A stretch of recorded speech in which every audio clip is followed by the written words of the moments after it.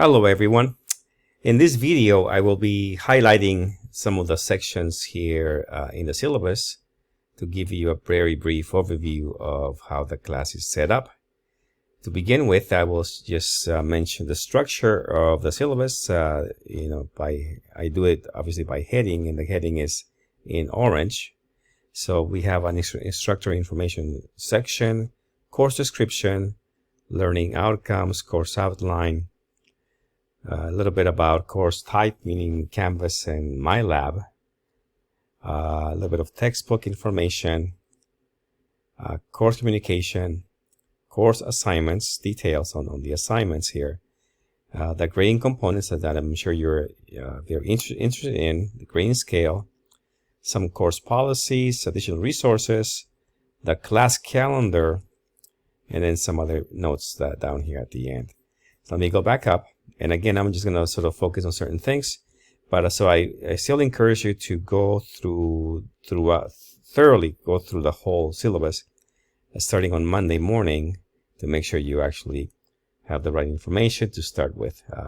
So again, I'm already looking at this actually here, something that is not right anymore. This was gonna be I was gonna give or schedule office hours face-to-face, but I'm no longer doing that, so I'm going to change that a little bit. But basically, let me begin with this point here. The class is purely online, and it is 5 units, which means that you're gonna need to devote approximately 15 hours per week for the class in general.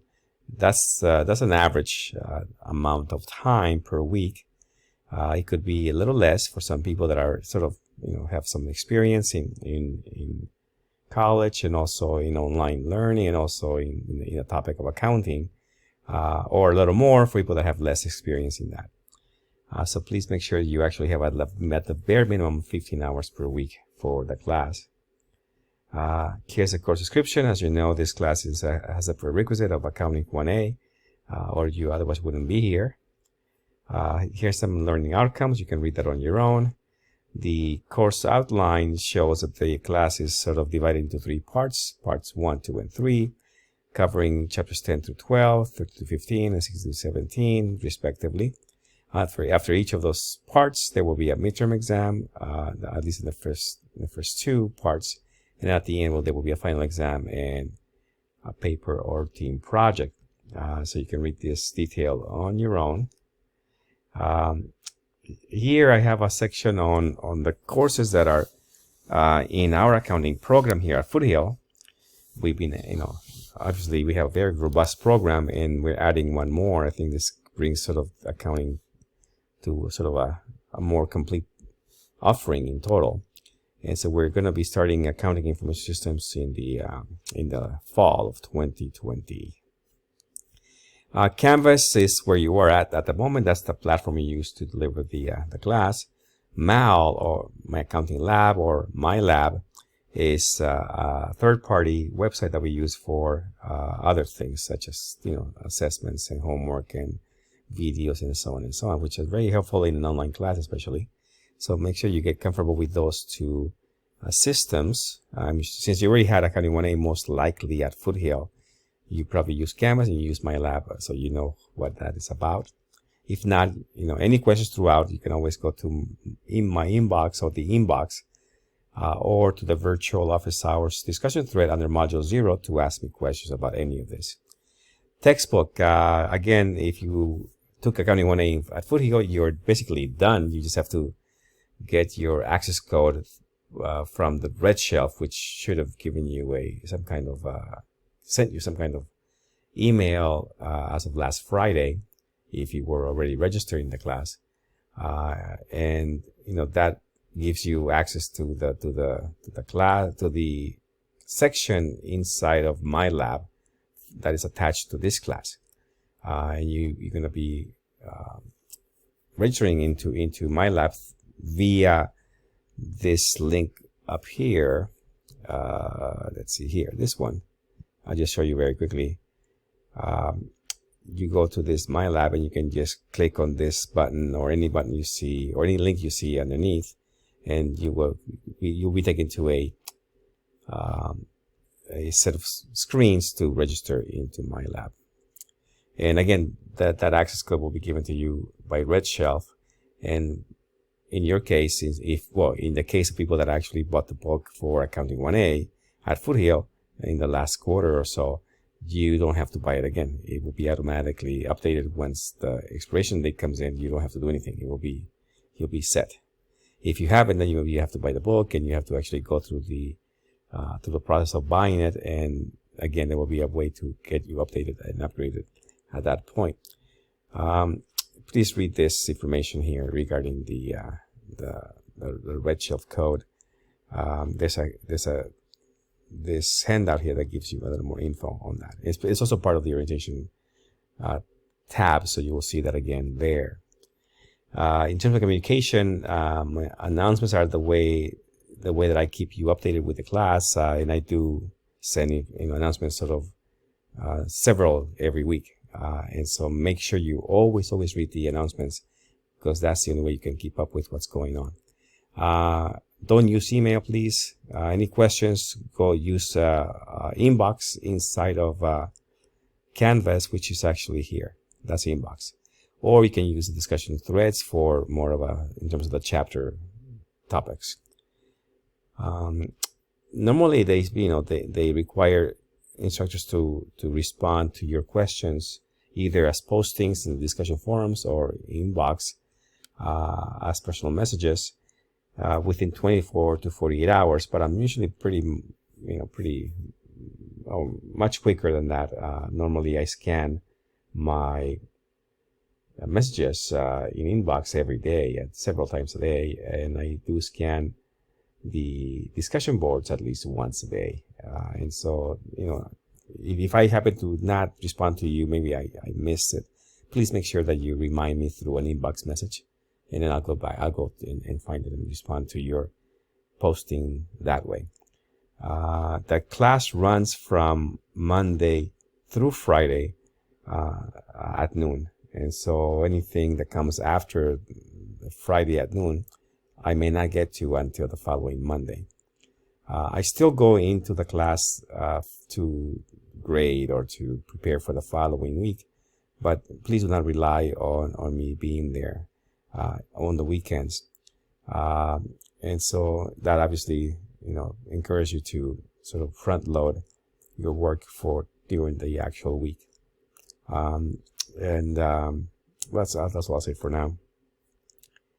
So here's a description of the assignments, the check-ins, the participation, the reflection paper, the reading checks, or what I call the quizzes that I call reading checks, the homework, and the exams and the projects. So come to these sections to sort of read what these are. And again, if you have questions, just send me a message or post it in the virtual office hours thread under module 0. Now note that I always say that the class calendar controls all due dates.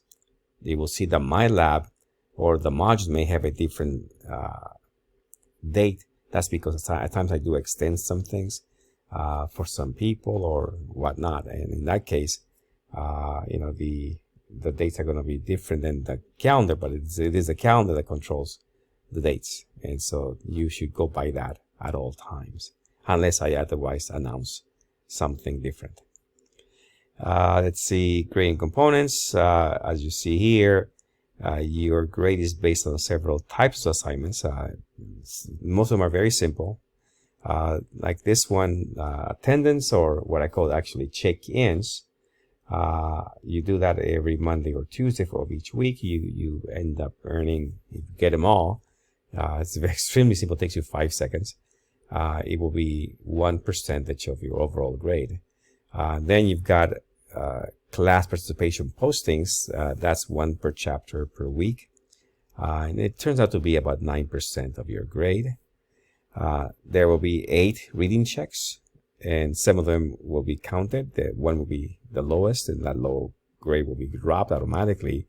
So 7 times 1, that gives you about 7% of your grade. Those are very simple quizzes, actually. Then you've got some homework assignments, and there are 8 of them for 8 of the chapters. And the 2 lowest will be dropped, so that only 6 count at 3% each. That means that you get 80% max for your homework. Finally, you've got some exams. Midterm exams are 15 points. And the final exam is 30 points. There's also a reflection paper or team project that is worth 5 points. More on that later in the quarter. There are no extra credit points unless otherwise announced. Here's the standard grading scale that you follow for this class, so please review that. Some additional course policies. And here, I do want to say that, normally I give a whole thing about drops and withdrawals because people, forget and they get in trouble with not getting their refunds or not getting a W on their transfers or even not even being able to drop the class. But this quarter, since there's some, the pandemic is happening and there's some changes to the rules, the college has changed things. So you can check with them about dropping and withdrawing. There are other resources that were available normally on campus. So you can check with these people through these links and see if they're still open or if they're open virtually as well. Calendar. Here's the calendar. As you can see, I organize the calendar based on weeks. So week 1, week 2, week 3. And I usually place the Mondays, the date of the Monday of that week as a starting point for each of those weeks. So for example, on week 1, April 13th is the first, is that Monday, so that's the first day of that week. We do the orientation and we focus on chapter 10.